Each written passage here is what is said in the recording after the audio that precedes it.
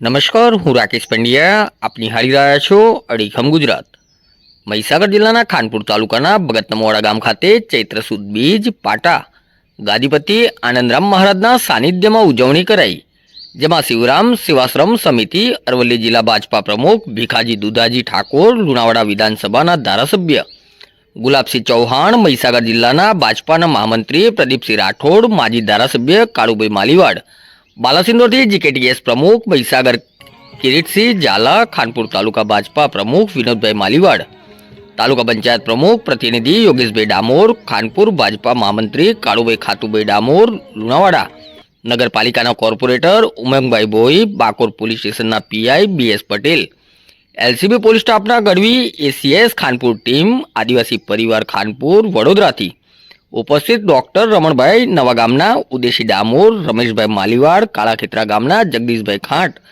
ગોલીસિંહ Sangada, DP માલીવાડ, મુડાવડી ગામના સરપંચ, ઉપસરપંચ, સૌ જ્ઞાતિજનો, બાલાસિંદોલ, લુણાવાડા,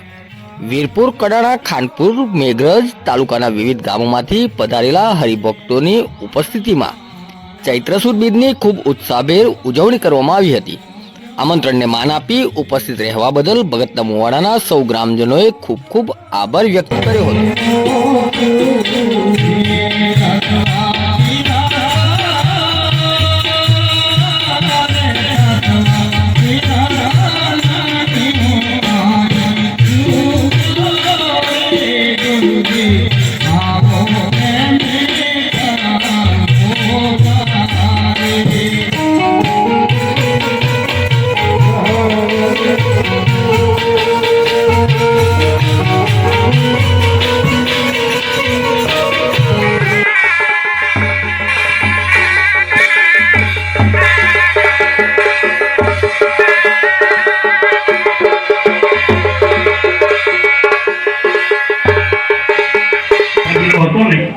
પંચમહાલ તરીકે હતું પણ કે અરવલ્લીને